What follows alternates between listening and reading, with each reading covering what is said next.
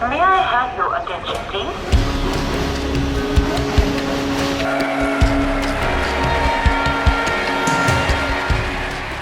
The innovation in the field of rail and metro, all the international technology available in the rolling stock is coming to India.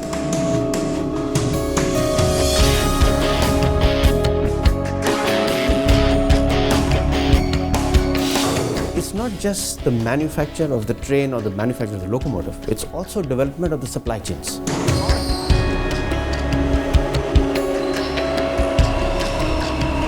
The Indian government is encouraging Make in India and Skill India, and this is also giving opportunity for multinationals to set up the factories in India.